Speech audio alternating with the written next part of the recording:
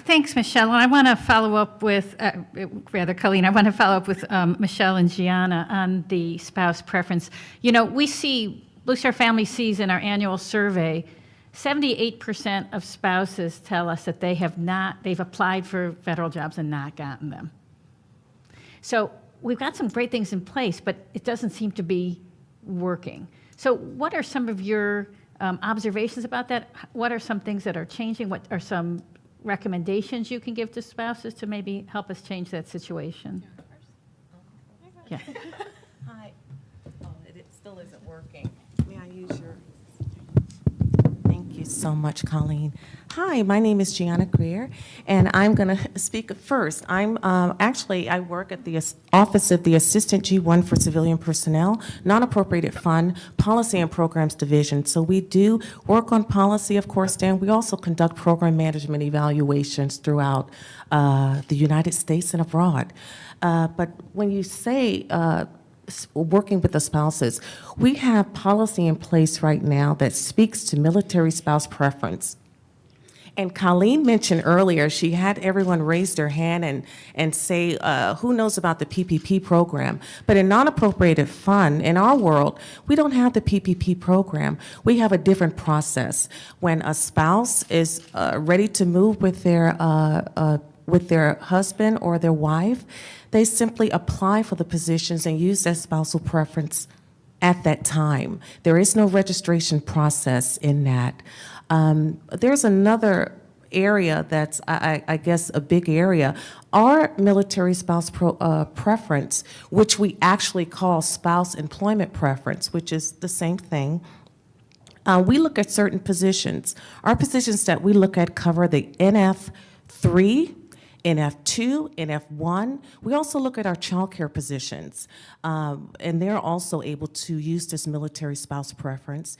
And we also look at the crafts and the trades positions, which is a big deal. So it does not cover our NF4, our NF5, nor our NF6 positions that we have. So when they're applying, we definitely make sure that that's in place first. I guess another thing is they can apply for numerous positions. They can accept decline positions, but those positions that they accept and decline may be in positions that are continuous or flexible positions. If they do decline a position that is a part-time or a full-time position, then unfortunately they have lost their spousal preference at that time. They would need to use it at a new duty location. But I want to slow down a little bit and allow Ms. Belton to kind of speak to it as well, because as you speak, we can go back and forth and kind of compare the differences. Okay. Perfect. Good morning. My name is Michelle Belton, and I am the director of the Headquarters Department of Army Civilian Personnel Advisory Center. So we're one of just over 80 organizations under the Civilian Human Resources Agency at Army we help the Army to find the best and brightest to fill the civilian positions on the AF side of the house. So we're a little different. The majority of our vacancies are posted on usajobs.gov. And the good news is that the Office of Personnel Management is actually trying to make it easier, for candidates to find jobs, to apply for jobs. And so they have updated their homepage. They actually have a button for military spouses. If you press that button, it will show you every job that is open to military spouses, particularly using the hiring authority that Colleen mentioned a little bit earlier. And then you can limit your search or filter your search by the agency that you might be interested in working. Maybe you only want to work for the Army.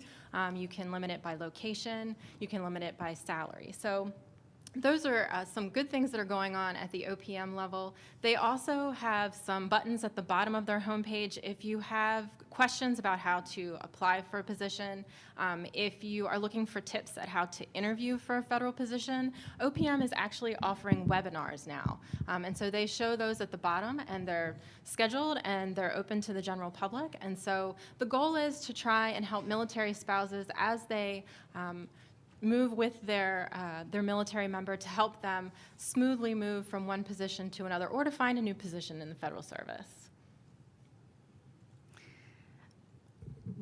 So it's wonderful, all of the changes that are being made, and I think it's great progress. I think we're seeing a big difference than what we saw 10 years ago. But we're still finding from spouses that it can be very difficult to navigate this thicket. And with every garrison being a different set of rules, if a garrison commander changes, that changes things. Going on the USA Jobs website can be quite a frustrating experience. What are some of the things that can be done to, or that are in the process of being changed, to look at it with a spouse eye view? As a spouse goes through this, how can we cut through some of the red tape and some of the bureaucracy to make it easier to see what the next steps are? Colonel Gump, can I start with you on that? Certainly. So I will address just 2 parts. One, Secretary Esper, I know for home-based businesses specifically, you know, we're working on policy to develop those the left and right parameters. I know that he wants to keep it at the Army level, broad, so that installation garrison commanders still have that authority to focus, and they are the subject matter experts for their local, for their location. So it is imperative that they still have that authority. But I think providing that Army level guidance is imperative. For spouse employment all around, though, we will be working with Installation Management Command over the next few months to help the garrisons potentially develop, kind of like you said, at the USA Jobs level and other links, but to bring some of this information to the forefront of each garrison homepage. So if you're preparing for a permanent change of station, a PCS move, then you can go on in the future.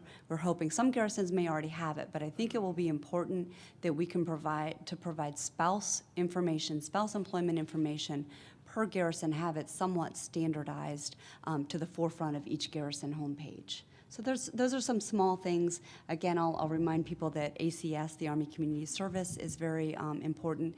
And I don't know if anybody else has information. I think you had touched a little bit on the child care opportunities. So if you are a child care provider at one location and you have all the credentials, you've already been working there, you can apply all online. I know, Pete, you can talk a little bit more in detail on that, but sure, you can apply so that you're already at your next duty station employed. That is just in the child care department right now, yeah, but certainly we can explore opportunities across the Army where it may make sense to help, just like the PPP program, the Priority Placement Program. So, Pete, I'll defer to you on the child care. Sure. Like I mentioned earlier, that tool that we put together, you know, based on that discussion with the Secretary of the Army and that he had in Korea, we call it the Child and Youth Services Employee Assignment Tool. So within Army Child Care, we have 6,900 and change caregivers worldwide. And so this program right now applies to just that population. And they have a pretty strong career progression in place. And so what's really bad for Army, and not just for the families, but it's also bad for Army, is because, you know, Army CYS does an incredible job training and certifying our caregivers, and so we want them to stay. And so what's really neat about this tool is it allows them to non-competitively transfer from one location to the next, and it has emphasis on the military spouse, of course, because that's who's really doing the bulk of the moving.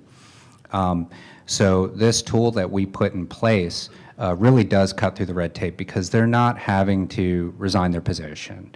They're not having to go to USA Jobs and apply for the job or find the job. They're just putting in a registration online through Army AKO, Army Knowledge Online, and filling out one little sheet right at the top, and they're passing it to their manager, and their manager passes it to HR, and then it gets to the next duty station, and before they know it, they're getting a job offer. And they get consideration above anyone else who's applying at that duty station already, who's not a spouse. So this is an incredible opportunity. It is just non-competitive movement. It does cut through all that red tape, like you mentioned. And again, right now it's just with child caregivers. And in terms of helping make that process just a little bit easier on our spouses when they're PCSing, we're improving the tool. So anybody who's visited AKO in the last, I don't know, year, we'll say, because I don't know if it's changed a lot, but AKO is a neat site, but it does have a couple of hurdles in place that we experienced early on. So It's widely believed that you need a CAT card. So some of our caregivers didn't have CAT cards, and so what they would have to do is they'd have to get somebody to sponsor them, like their spouse or somebody at the HR office or their manager, just temporary sponsorship so they can get the AKO, find the page. And so we built that up front to kind of address what we needed to get done, and we're already working on implementations. We've got a beta tool created so that when the spouse is leaving those centers, or they recognize that they got orders to PCS, they can walk up to a poster in the center and scan a QR code and jump right to a website that's, you don't have to worry about, it's not PII type information that they're putting in, but they can scan that and register on their smartphone. They can go home and do it on a computer if they're like, they can do it at a tablet, they can do it at the center, but it's very accessible.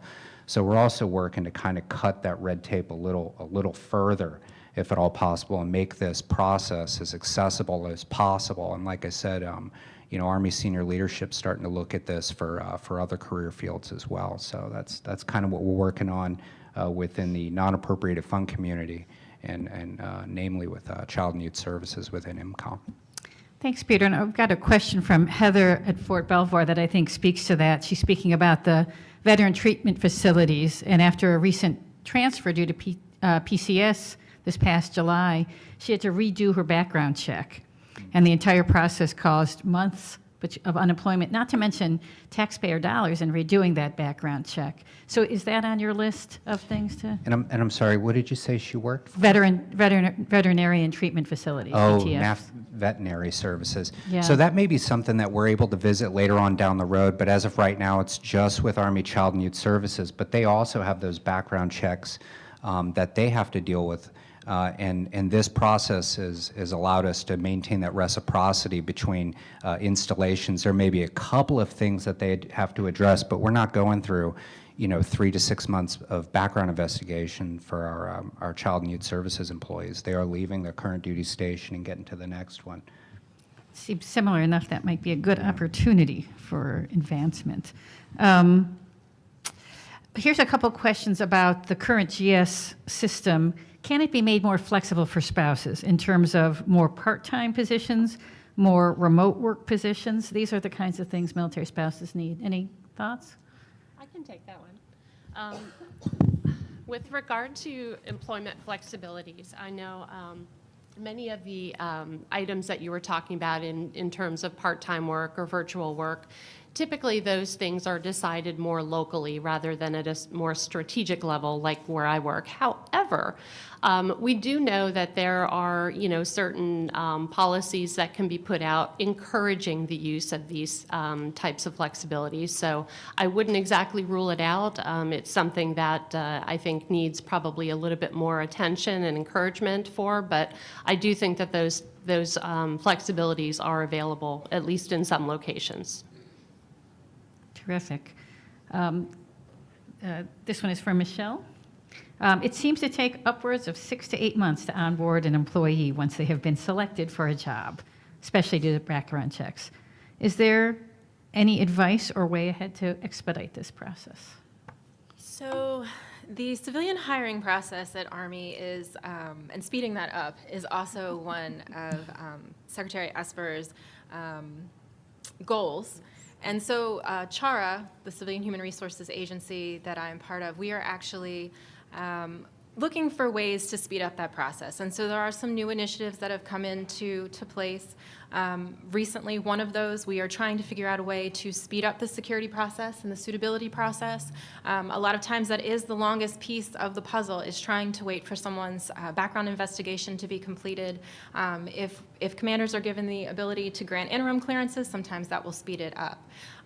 We're also trying to move more quickly in the CPAC. So we're trying to make sure that as vacancies close, we very quickly get the list to our managers so that they can make selections, because we recognize that the longer it takes us, sometimes that means either someone is waiting for a position, so a spouse is waiting to be offered a position, or sometimes you get a job elsewhere.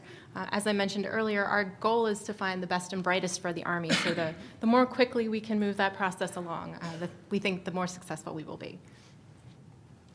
This is a common question that we hear, Colleen. Does the executive order give spouses the same priority as veterans? Very good question. The executive order that I'm speaking of actually does not, it has nothing to do with preference. It is separate, but can be used with preference. So having or using this authority that I'm speaking of, which was Executive Order 13832, don't have to write that down. This does not give you a priority over a veteran. So that to me is, or actually that in itself is completely separate from preference. With regard to military spouse preference itself, veterans will always take precedence the way the law is currently written. So if you have on a say an announcement that's open to all U.S. citizens, veterans' preference would actually trump military spouse preference. However, you can still use preference in the absence of a qualified veteran. What about the appointment authority? Does that allow you to circumvent that process? Actually, what you can do is you can use this as an appointing authority when you are applying for a position that would normally be open only to internal candidates. So what that means is you would not necessarily have to compete with veteran candidates for like an announcement that is open to all U.S. citizens. This might, for example, be an announcement that is open to just Army or just DOD. What we're doing is we're with the new executive order is making it a requirement that the position will also be open to individuals who have eligibility for this particular appointing authority. So you would not necessarily be competing with those with veterans preference. You would be competing with those on the same level as internal candidates. Does that help? It does. And do you think many of the people who are doing the hiring are aware of that authority? I'll be honest with you, we probably need to do a better job. A lot of us have the information in bits and pieces. We need to thread that together. We need to flood our managers with this type of information to make sure that it is understandable. We also need to make sure that we are doing a better job at making sure that our spouse community is aware of all of the requirements for these types of authorities and how they're used. So I think we do have some work to do there, but I do think we're really working towards that. This one is much along the lines of the question I said would be the last. Oh, I'm sorry. Please go ahead. I was just going to say, Yes. just a difference. I did say there were differences earlier, and there is one difference. On the non-appropriated fund side, our military spouse preference is at the top. So when they apply for a position, their name automatically rises to the top, of course, if they're eligible for the position. Sure. Thank you. And actually, I'll do a follow-up with one of these questions, which is, why are only a third of the jobs on USA Jobs coming up for spouse employment? That's one of the folks who said, when you push the little button for pulling up the jobs, why is that not a broader experience? Do you want to take that? Okay. Well, I think you should. Okay. Thank you, Ms. So managers get to decide whether or not they will open a position to military spouses, the non-competitive hiring authority that we've been talking about. And so sometimes managers will decide that they don't want to do that. That is going to vary a little bit by agency. So every federal agency actually has to write what we call a merit promotion plan, and that tells internal candidates how they can apply for jobs, what are the requirements when those jobs are posted. And so there are some agencies that it'll always be an option, because anytime they advertise government-wide or internally, the military spouse non-competitive appointment authority will be something that the spouse is eligible to use. And sometimes an agency will limit that. Why that is, I don't know. I think part of that is making sure, again, that our managers are well educated and that they understand that this allows them to tap into a population of candidates that they might not otherwise get to see. Great. So we have a terrific question, which is there a top 10 things to know about being hired as a military spouse? And I will roll that into our earlier question we discussed, which is, for each of you, what are the tips, tricks, or hacks that you are aware of in your purview that you could give if you had a best friend who was a military spouse looking for work, that you could say, here's what you need to know, here's how you can approach this to get beyond where you might get to just going through websites and hitting it alone. So who'd like to start? No, I think I could start on something like that. Thank you, Ted. That's a great question, and what I'd like to say was that the earlier report that I referenced revealed that members who are married, 32% of the spouses have full-time jobs and 19% have part-time jobs. Spousal employment creates additional household income and increases the potential for positive savings and investments. The Department of the Army provides, along with OSD, a lot of resources. And among that, the Army employs 137 personnel financial management specialists in 64 ACS centers, or Army Community Services, as well as 39 reserve and guard locations. I think it's very important to underscore that these resources are available for spouses as they plan that PCS move. And so I would encourage everybody to take advantage of that planning with a financial counselor to set that budget for that shift to the next duty station. Peter, would you like to go next? No comment on that one, other than I guess as we're putting tools together, I work on policy and tools and things like that, and from my own experiences, I would say resilience. Watching people go through this and how they it is an irregular lifestyle. So resilience, as many of you know, and whenever you have an opportunity, get into those HR offices, whether it be non-appropriated fund or appropriated fund, and talk with somebody. Sit down with them. They're there to provide a service to you. So ask them questions. What do I do with this, and how do I use it, and what are the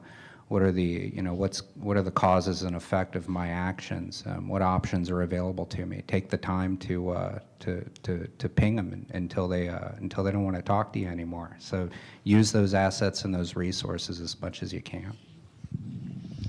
So I think I would say my number one bit of advice would be start with your Army Community Service Center.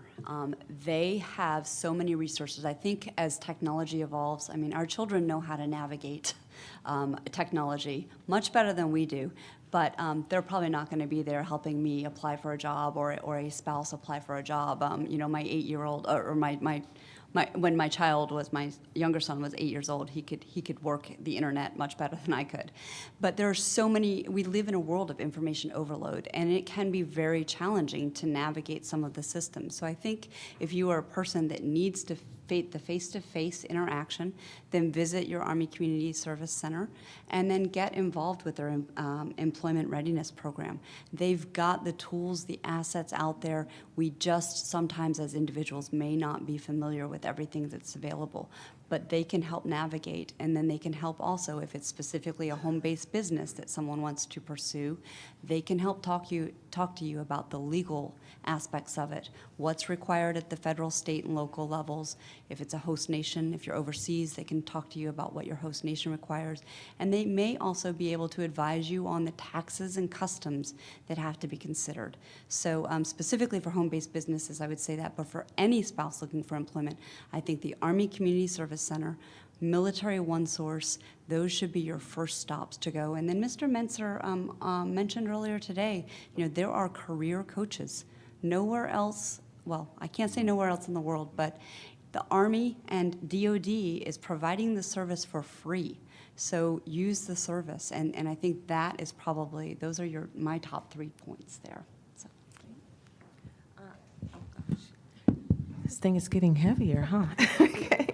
Well, I would say that having served as a chief of HR at both West Point and Fort Lee in the non-appropriated fund world, we did see our spouses come in there. So I would have to agree with Peter as well as Megan that visiting that Civilian Personnel Advisory Center, Non-Appropriated Fund, Human Resources Division is the key.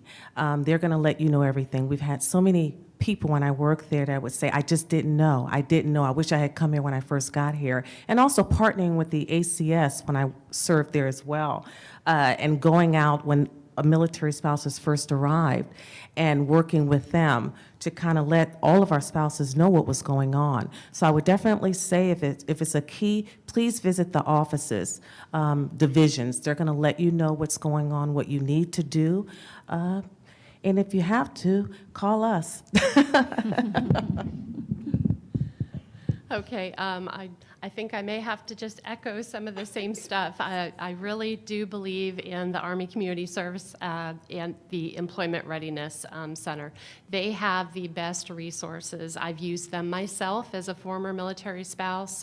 They have resume writing, the career coaches, of course, you know, helping you with interview skills and things like that. Aside from that, network. Talk to people, find out about things, educate yourself, and then at least just don't give up. I know a lot of times it can take a lot longer than we want to, but we're trying to get better at that on this side of the fence to help all of you, but just don't give up. We need your skill set. And I'd like to echo my colleagues. Definitely, if you have questions, feel free to reach out to your local Civilian Personnel Advisory Center. We are here to help. I know that the federal system can be somewhat confusing. We use weird language in terms of job titles and things like that, so feel free to reach out to us. We're willing to help you when you are applying for jobs. One recommendation that I always give to job candidates, make sure that you read the specialized experience statement in every vacancy announcement that you apply to. Make sure that your resume reflects that you have that specialized experience. That's one thing that is key to kind of getting past my office and to the hiring manager's desk. So, but any other questions, definitely reach out to the CPAC. I want to underscore for people that military spouses tend to blame themselves. We tend to think, I don't have a job and this is my fault. There's something wrong with me. There's some way that I'm not managing my career, that I'm not taking care of my family, that I'm not doing right. But we're in a system that's set up to have this outcome. Any person in this system is going to experience it. And that's because when we designed our military was 90% single in 1947. It was 75% single when we went to an all-volunteer force. The minority of people who were married were living in a society where you only needed one income to achieve the American dream. And they were living in a time when almost all families were on installation, where there was lots and lots of support. And now, past an initial tour of duty, most people, almost 80% of folks are married, and almost 80% of people are living in communities. So it's not your fault. Many military spouses want a federal job or a military service-connected job for obvious reasons, because we move. It is very hard to get one. Our system is not set up to make it easy, and not set up to keep you in the system once you're in it in the first place. It's not the job of our panel to change that. It's their job to do the best with the authorities that they have, and I think they're doing a great job. But that's not the end of it. We all still have a role to express that we deserve to be able to make the families as strong as we can, and to be not only seeking work, but realizing that together, by expressing some of the challenges we can have a better situation. In 2012, veteran unemployment was at about 12%. Overall unemployment was at 7%. Military spouse unemployment was 24%. Now overall unemployment is 3.9%. Veteran unemployment is below that, and military spouse employment is still at 24%. So we've got a long way to go. One thing I'd like to encourage you all to do is to make visible the talent and the needs of our community. Blue Star Families has a tool called Spouse Force. I'm going to take advantage of my position up here to encourage you to go onto our website and put in what your skill set and your education is, your credentials, and also how you want and need to work. Do you need remote work? Do you need flexible work hours? Do you need part-time work? Do you need gig work? Because that you're supporting the military mission. I think the more we can make visible the unrealized capacity of our community in a country that really needs our assets, the better we will be able to shape jobs to meet the needs that we have. Maybe in the federal government, but certainly outside of it, because people are more and more interested. I want everyone to feel optimistic about the future. We have really good people in government, and we have a lot of people both in industry and in the nonprofit world who want to make a change. We heard from Mrs. Pence. We have Army leadership here. Mrs. Milley, Mrs. Daly, Mrs. Esper are really dedicated. But your voice matters in all of this, too. I think that we have used up our time. We're at 11, is that correct? Okay.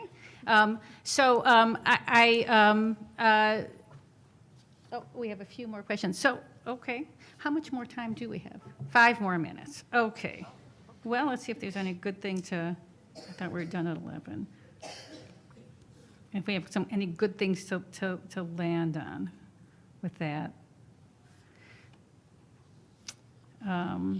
May I share something, Kathy? Please. Thanks. So one thing that I wanted to touch on that I didn't get a chance to do, and it's important, I think, near the end of this conversation and on the heels of what Kathy just shared, is that you definitely don't have to do it alone. When we said go into the HR offices, when we put our tools together, like we put SEAT together, we put a feedback mechanism within that tool, and we're watching it daily. And if we're not responding directly to you within 24 hours, it's getting to the HR office where you're at so that they can contact you and help you navigate whatever it is you need to do a little bit faster. So we're taking a common sense approach to tool development, policy development, program implementation, with emphasis on making sure that our customers and our military family members, and namely our spouses, know that we're there to support them.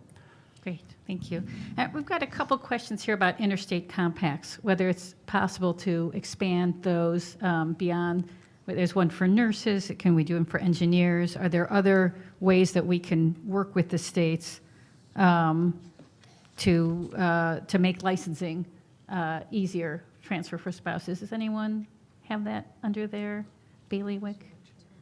Not so much. So this is more. Oh, go ahead. While I do not have, and I apologize, while I do not have those notes in front of me, I will tell you that I do have some statistics, and if we can get that person, the point of contact there, I can certainly share that, because there are some things I think that the Chief of Staff of the Army this afternoon may be touching on at the town hall that specifically relate to that.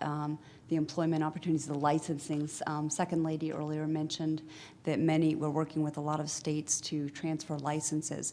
And I do have a couple of statistics and more specific information I'd be willing to share that I don't unfortunately have in front of me. But please, if we can keep that point of contact there, we'd be happy to answer that at a later time.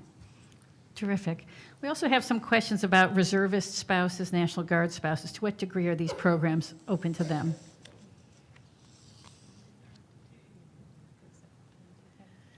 So, particularly related to the non-competitive hiring authority, unfortunately, it's only eligible, or spouses for our Guard members and our reservists are only eligible if their spouse is called to active duty. Okay.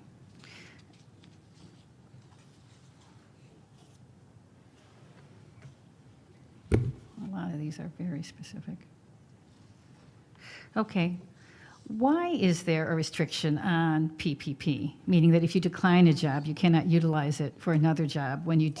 Can this restriction be removed? That's a very, very good question, and one that we've been kind of working on for some time. The entire reason, the entire purpose for military spouse preference is really to ensure that you have preference in employment, meaning you're made whole basically when you are given a job offer. So that's why we think it is really, really wonderful, the changes that are coming about, to help you really surgically figure out, okay, where really do I want to exercise that preference? Because as it stands currently, really whatever job offer you receive, if you accept or decline it, you have effectively used your military spouse preference. So upcoming changes will give you a lot more flexibility to say, here's where I want to use it. So when you get that job offer, hopefully you'll feel a lot more comfortable and say yes. That's awesome. Just to add on a little bit, of course, you're going to move again. So remember, you'll be able to use it at the next installation that you go to. So it doesn't just stop when you accept that position at that one installation. When you go to the next one, you'll have it again. That's great. As we wrap up, I want to remind people what we bring to the community when we do work, not only for our families, but for the country. Blue Star Families commissioned a study with the University of Utah Sorensen Center for Global Impact. They looked at the cost to the U.S. economy for this 24% unemployment, and by the way, 56% underemployment. The majority of working military spouses earn less than $20,000 a year, and most of them have the education and credential to earn much more. Costs the U.S. economy $1 billion a year, every year. So if we can work out some of these changes, everybody wins. The family is stronger, the Army is stronger, the country is stronger. So I'm so pleased to be working with all of you and with those of you in the audience to this end. Thank you for joining us here today. Please join me in a round of applause for our panelists. Oh, yeah.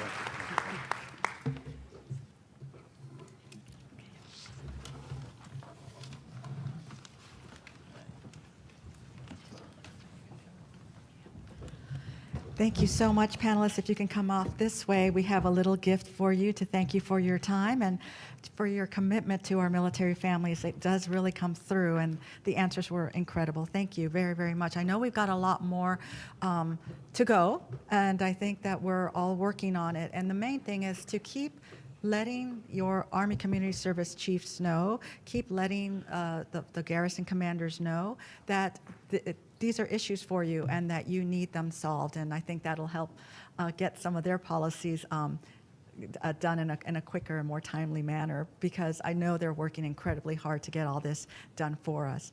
So we have, I'm going to let you stretch, but I don't want you to leave because we've got another 20 minutes to go, and we've got a really dynamic speaker for you, so everybody can stretch just really fast. There you go. And as you're stretching, I'm going to be bringing up to the panel Lieutenant General retired Raymond V. Mason. So if everybody can kind of get back on, go ahead and sit down again as General Mason makes his way up here. So Lieutenant General Mason became the 9th Director of the Army Emergency Relief on the 1st of January 2017. General Mason retired from the United States Army in October 2014 after serving 35 years on active duty, the last 12 as a general officer. Okay, everyone. He is a passionate leader, advocate, and service provider to our community of soldiers and their families. Now, everyone needs to sit and join me in welcoming Lieutenant General Mason. All right. Thank you. Well, good morning. I know you have been sitting there a long time, so you can talk amongst yourself for a couple minutes there. But I'm honored to be here and appreciate the opportunity to talk to this great group of folks, these leaders, these spouses that are here. My name is Ray Mason. I'm the director of AER. I've been there about 2 years. I tell people it's the second best job I've ever had in my entire life. And I say that without any trepidation at all. The best job I ever had was being a battalion commander in the 82nd. Tough to beat that. I was in the Army for 35 years. Fort Bragg, the center of the universe, as you all know. Grew up in an Army family. My dad was in the Army for 30 years, so I think we moved 15 times with my mom and dad. And then when I came in the Army, my wife and I met in college, married, and we did about 18 moves, not to, I'm sure, the same kind of stories you all experienced. Raised 2 kids. My daughter is actually in this kind of stuff. She is the school-age children director at Stuttgart and has been doing that about 5 years, and so very proud of what she's been able to accomplish. I've got with me one of my battle buddies, Command Sergeant Major Charles Durr over here. We have 24 folks at AER headquarters. 4 of them are sergeant majors. Please give them a round of applause. Great leader. So I have 4 sergeant majors keeping me squared away. I'm probably going to have to get a 5th one. As I spend about 2 weeks every month on the road out talking to soldiers, talking to leaders, talking to families. I do a spouses lunch with the main goal of that spouses lunch to kind of impart the newest and greatest things that are happening in AER, but more importantly, to hear from the spouses, how do we communicate better with families, with spouses? My concern is, the thing that keeps me up at night is that there's some soldier, there's some family out there that's hurting, and in our case, in a financial way, and we could help them, but they just don't know about us. And you kind of talked about communication earlier with the panel. That's what keeps me up at night. So it's why we spend time talking to spouses to try to get some feedback. What's the best way to communicate? And there are obviously some interesting dynamics right now. A fair amount of our military lives off post. And many of the families and spouses don't come onto the installation the way they did when I was growing up as an Army brat. They're using the facilities off post. They're shopping at Amazon, Costco. They may use the TRICARE, different clinics that are out there. It's just a different dynamic. So trying to use all the social media kinds of platforms we've got a team that's working that as well. I'll talk a little bit more about that. The few things I'm going to talk about today, there's some stuff you're going to go, I knew all about that, but I suspect there'll be some things you'll go, I had no idea that AER did this stuff, because I've learned so much in the last 2 years. You'd think after 35 years, I would have this all down. I'm not going to use any charts other than that one right there. Well, thanks for putting that up. I appreciate that. And I do want to get to some Q&A. So AER has been around 76 years. And in those 76 years, we've been the conduit through which $2 billion in assistance has been provided to 4 million members of the Army team. $1 billion of that since 9/11. An Army at combat for 18 years. Lots of stresses occur both in soldiers and families, and many times that manifests itself in financial issues. We all are pretty familiar with that. Who's eligible for AER assistance? Active duty and their families, retired soldiers and their families, medically retired soldiers and their family, surviving spouses, and other survivors, and then Reserve and National Guard when they're on active duty for at least 30 consecutive days. They then become eligible for AER. I can talk a little bit more about that later on. We're trying to push a policy change where we could have an active Reserve and National Guard all the time, and I'll tell you a little bit what some of the challenges are in there. However, having said that, frequently, when there's a natural disaster, we will put an exception to that policy. So for last year for Maria, and this year for Florence, we did almost $5 million in grants to Reserve and National Guard soldiers that were not on active duty. They don't have to pay that money back. It was the right thing to do for them. Folks that lost everything in Texas and Florida, and I was just down in Puerto Rico with Sergeant Major Durr not too long ago, also the Virgin Islands. So we're always looking to help the Army team. We are part of the Army. We have an Army regulation. We're based in Title X law. On our board of managers is the Vice Chief of Staff of the Army, the Sergeant Major of the Army, many other leaders and commanders and Sergeant Majors. We also have a number of spouses. Holly Ann Milley is on our board. Holly Daly is on our board. Patty Shinseki has been a longtime member of our board, providing us wise counsel to make sure that every policy we look at, we're trying to look at families and spouses and make sure we're doing the right thing. This is ultimately about combat readiness. So you say AER combat readiness. How does those two things go together? Well, you know yourself, as a spouse, a family member, if your military member is distracted and there's issues going on in the family, whether it's financial, relationship, or whatever, they're not focused on their MOS training, they're not focused on their unit mission, and therefore, if we send them into combat, they're a danger to themselves and their buddies on their left and right. We want soldiers to go into combat, laser focused on their mission, execute that, and come home safely. And we want to make sure that finances isn't one of the things that's distracting them and make that a dangerous situation. So it ultimately is about that. Every year we do about $70 million in assistance. And whose money are we loaning and granting? It's your money. It's soldiers that donate. It's retired soldiers that donate. It's also American citizens. We get about $9 million. We don't get any taxpayer dollars, so we live completely off donations. Donations is not my concern. It really isn't. That does not keep me up at night. Our biggest challenge is information, cutting through all of the noise that's out there, particularly in the social media world, to get that information to that soldier, to that spouse that's hurting. Scholarships. Army for 35 years, didn't know AER did scholarships. We do scholarships for spouses and children, college-bound children. Every year we do about $9 million in scholarships. It's needs-based. You do have to have at least a 2.0 to apply. You have to keep a 2.0 in while you're going to school. Spouses have to carry at least 6 hours in an accredited institution. Children have to carry at least 12 hours. A couple changes we made to the spouses side. It used to be that it was between January and April was the window where you could apply for scholarships. Many spouses told us, look, that doesn't work for us that well. I might want to go to school in February. I may want to go to school in November. So we went to the board, and the board approved a rolling application. You can apply as a spouse for a scholarship anytime during the year. The average spouse scholarship is about $1,800. The average child scholarship is about $2,600. Now, it's not going to pay for a full ride to University of Virginia, but it'll certainly help. The other thing we're looking at, when I'm going to go to the board, our next board meeting's in November, is a lot of spouses told us, that we just came back from Germany and said, look, I do have a bachelor's degree, but it's not applicable. It's not helping me get a job. Would you be willing to open it up for allow a spouse to apply for a second, not a second scholarship, but go get a second degree? I'm pretty sure the board's going to approve that. I'm not absolutely sure, but I've done some polling with our board. And that way, even though you already have as a spouse a college degree, we'll let you apply for a second one that's more applicable to what's going on in the world today and make you more employable. So I think hopefully I'll be able to report that that's been done. It isn't graduate degrees, it's only undergraduate. However, we do have a program called the Pentagon Survivors Fund. So you can imagine after 9/11, a lot of folks from around the world donated money to AER. We took that money, we put it in a separate fund. So for any family member that lost their loved one, their military member in the Pentagon Army, this fund pays for their full college education. If they get into Princeton, fully paid for. We just added that they can now apply for graduate school. The board approved that. We had a lady come in, she has a son and a daughter. Her daughter's gone to college, that's all worked well for her. Her son has autism. He's never going to go to a university. She came to our team and said, look, there's a special program for children with autism. You can go to a boarding school during the week and come home on the weekends to teach him life skills. Would you be willing to approve that? Absolutely, we did it. It warms your heart. It's the right kind of thing to do.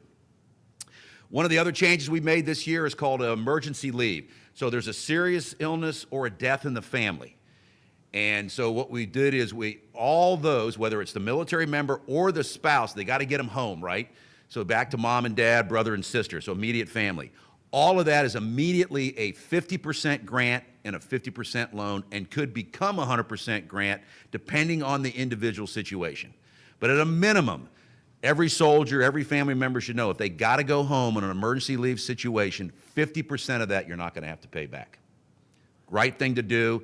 The soldiers know that. They're going to do that. We're going to take care of them. The other thing we have is called Quick Assist. Every company commander and first sergeant in the Army can approve a loan up to $2,000 off of their signatures. Unfortunately, again, my problem with communication is we travel around the Army and meet with company commanders and first sergeants, many of them don't know about the program. I blame us for that. We've got to do a better job of communicating, and we have a whole program trying to really increase our resources in communication. But just think about it. Company commander or first sergeant can approve that loan for $2,000. How powerful that is that reconnects leaders and lead together. It's a tool in the toolbox for company commanders and first sergeants. At Fort Hood, about 60% of all the assistance is being done through that system. What a great way to help soldiers. Here's another thing a lot of people don't realize. You ask the average private, almost a general, what does AER do? They go, you do emergency leave. As I said earlier, the single most important thing we do is emergency leave. But in most places, that's usually about fifth or sixth in terms of the demand.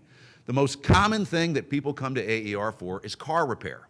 The second most common, and it depends on where you are, is rent or deposit on rent. You move to a high-cost area, maybe all your pay hasn't kicked in yet, you got to put a month's rent down, you got to put a month's deposit down. I mean, how many soldiers are walking around with $3,000, $4,000, $5,000 of disposable income? And so we'll help them with that. Usually that's probably going to be a loan because eventually their pay is going to kick in. The way we kind of figure out between a loan or a grant is, once we do the budget, lay it out for the soldier comes in, and in fact, ACS and INCOM are our most important partners.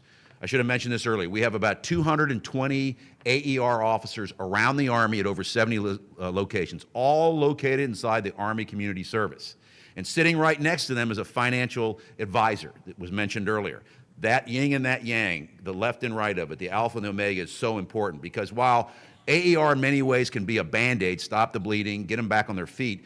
Many soldiers and many families need the financial counseling to lay out the budget and figure out where is their money going. But anyway, so when we sit down and do the budget, at the end of doing that budget, if they have less than $300 in disposable income, we kind of look at doing a grant because it's probably going to make their situation worse if they have to pay back the loan. But what's the interest rate we charge on our loans? 0. Check static line. I mean, where else in the world can you go get a 0% interest loan? Maybe from mom and dad, right? But they're going to have some strings attached, like, why don't you write once in a while? You know, why don't you come by and see me? So but if you have $300 or more in disposable income, then we kind of look at a loan because you could pay it back. And we negotiate with the soldier, you know, is it going to be paid back in 12 months? Is it going to be paid back in 15, 18, 24? The average AER assistance is about $1,800 across the Army, paid back in 12 to 15 months. That's the average. But there is no limit. I'm just telling you what the average is. I mean, if a soldier needs $10,000 and that makes sense, we always balance what's right for the soldier and what's right for the Army. We're trying to balance those two things together all the time. So back to the categories. So I said rent, deposit on rent, car repair, car replacement up to $4,000. We're not in the new car business. We can't do that. But if you buy a hoopty, like I bought plenty of hoopties in my day, and you keep repairing that hoopty, maybe time for a little better hoopty, right? We can help you with that. And then it goes initial furniture, initial appliances, child car seats, dependent dental care, cranial helmets. We just had a lieutenant in Germany, $3,000 for a cranial helmet.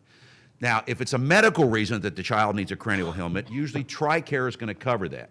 But if it's cosmetic, which it frequently is, then you're going to pay for that out of your pocket. That's where AER steps in. As I mentioned, dependent dental care, other medical things. Like I said, deductibles for insurance. You have a car accident, you can't cover that deductible, we can help with that. The bottom line is there is a multitude of different categories. We can't think of everything. And so when Sergeant Major Durr and the other Sergeant Majors come into my office and say, sir, we have something that we hadn't thought about, will you be willing to approve it? In my 2 years there, I think I've looked at 20 exceptions. I've only denied one. We turn away less than 1% of the people that come into AER. And they are usually turned away for one of two things. Either it's a category that's prohibited by Army and Department of Defense regulation. What don't we pay for? We don't pay for marriages, but we also don't pay for divorces. So the alpha and the omega. We don't pay for legal fees. We don't pay for debt consolidation loans. But if paying for one of those means you can't put food on the table, you can't repair your car, we will help with that. So we're all about getting to yes. My predecessor, Lieutenant General Bob Foley, Great American Medal of Honor recipient, that was his motto, get to yes, and that's what we're about. The second thing that'll happen with soldiers sometime is they'll walk into AER and they'll demand a grant or nothing. And we say, go outside, do push-ups, drink some water till you get your brain straight, come back in and we'll talk. We can probably get to something, but you don't come in demanding a grant, right? Because again, this is soldiers' money, so we're always trying to balance that. Let me quickly talk about the predatory lending industry, which is our biggest threat. This is a $46 billion industry. And unfortunately, you all know they're located out the front gate of every military installation, to include overseas, which surprised me. Like I said, I was just in Germany, there they were. The Military Lending Act, which was, I think, passed in 2012, and Holly Petraeus had a lot to do with this, and it's been amended, basically says if you go into one of these non-banking institutions, payday loans, tax return loans, title loans, rent-to-own, pawn shops, if you go in there and identify yourself as a military member, the most they can charge you is what? Anybody know? 36% APR. The most. But that's not what soldiers are paying. Two really alarming statistics. Number one, over 50% of our E4s and below, from many surveys told us, have used these predatory lending agencies at least once, some of them multiple times. And you can do it on your phone. Anybody in this room right now, if you Google, unfortunately, if you Google Army Emergency Relief, guess what? We show up second or third. You know who shows up first? Maybe second?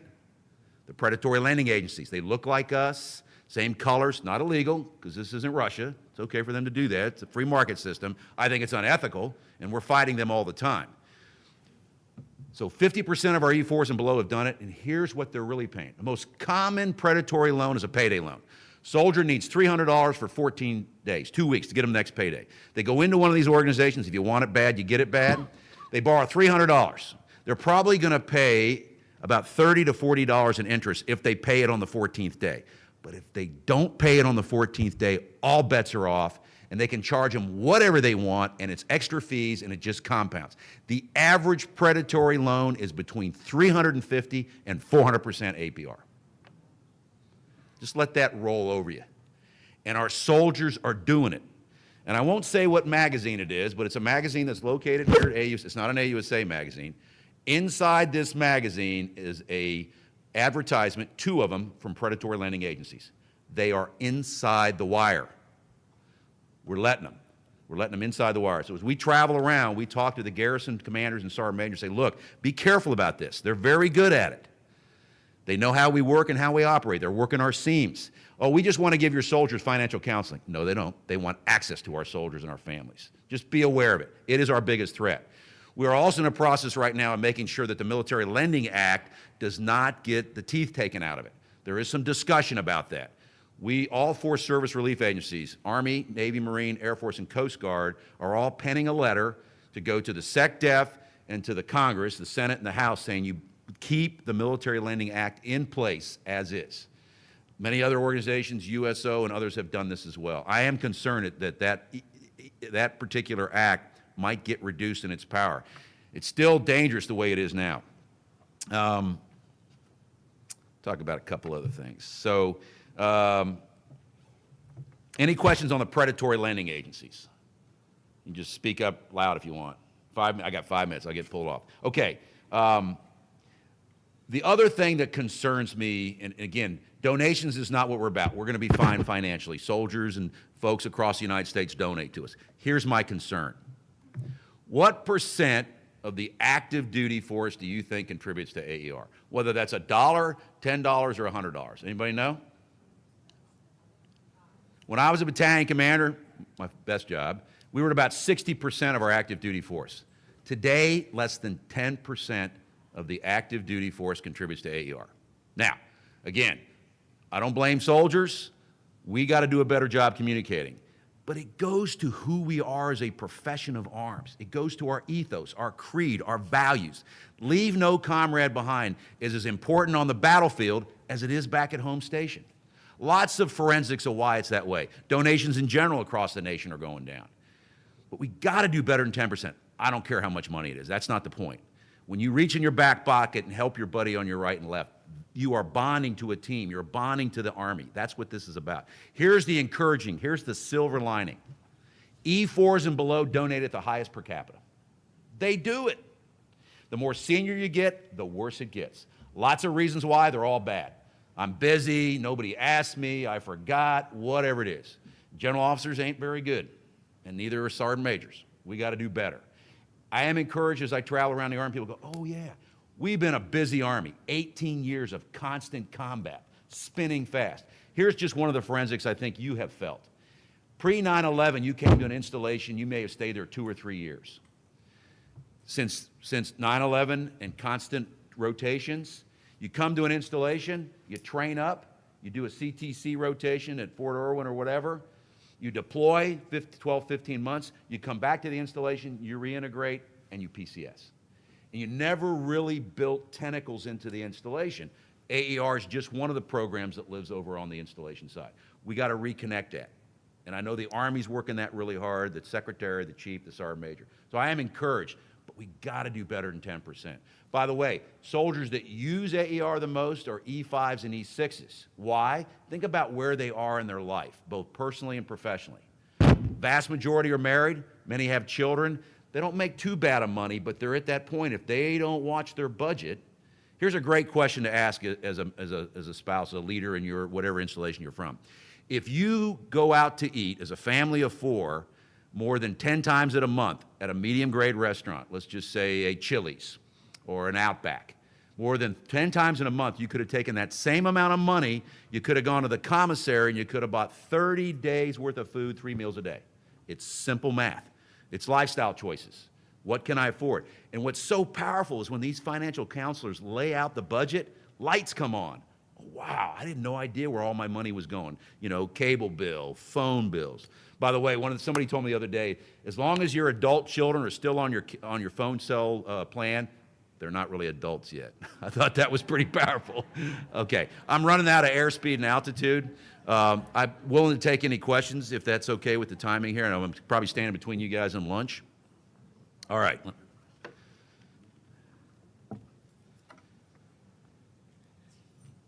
Yes, so it's this is from Facebook, the Amorphous Facebook, but it says, can spouses group request speakers to come to your location from AER? Absolutely.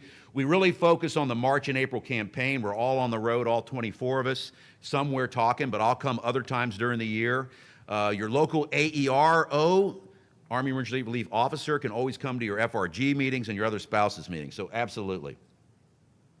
How can spouses help spread the word about AER? I found an interesting thing. Again, I'll use Fort Bragg as an example. I'm not trying to overuse it, but we were talking to senior spouses at Fort Bragg, and there were a lot of Facebook pages that the more junior spouses had opened up. They didn't want to friend the senior spouses because they wanted to talk amongst themselves, right? Totally understand it. And what the senior spouses found out who the unofficial leaders are, and they said, look, you don't have to friend me, right? But would you mind passing out this information among your Facebook group? Pretty powerful. That's one thing you can do. As I said, invite the AEROs to come speak to your spouse events. Okay, great point. How does a spouse get assistance if their soldier is deployed? By Defense Finance and Accounting Service requirement, the spouse has to have a special power of attorney to allow them to come to AER to get support because you're committing Army money and you're committing the soldier to an allotment, right? But don't worry, let's say the soldier deployed didn't do a special power of attorney. The easiest way to solve that is we can do what's called an electronic allotment. So obviously, spouse comes into AER in the ACS office, talks to the spouse, soldier, let's say, is in Iraq. Okay, we communicate with the chain of command. We need Private Mason to approve through his CAT card, get to a computer, and approve that allotment. Can be done. We do it all the time, right, Sergeant Major? Pretty often. So while special power of attorney is required, we can do the electronic allotment. There is one situation where a spouse could come to AER and we would not involve the military member. Doesn't happen that often, thank God, but it does happen. If the spouse family member is under danger, if there's a dangerous situation, there's spouse abuse or whatever. Now, lots of other organizations on the installation are going to get involved as well. Family advocacy, the chaplaincy, the chain of command. But we have given grants to spouses and their children to get them out of the house, perhaps get them back home with mom and dad, and that they're not going to have to pay that back. And we don't involve the military member. So that's one of those pieces. Anything else? So help us get the word out. I think you may know a few more things that you knew when you came in here. Certainly on the scholarships, we continue to look at that program. Help us spread the word because, again, you know that there's a young soldier, maybe not so young, there's a family out there that's hurting, doesn't know about this, and they end up going to one of these predatory lending agencies, and a lot of times that is career ending, and it's sometimes marriage ending as well. One of our teammates here is Krista Simpson, and you know she's the Military Spouse of the Year, and met her at Fort Lewis, now living at Fort Belvoir. Krista, great to see you. Thanks for all you continue to do for our Army and for families. Give her a round of applause. Great lady. All right, thank you for your time. I appreciate it very much.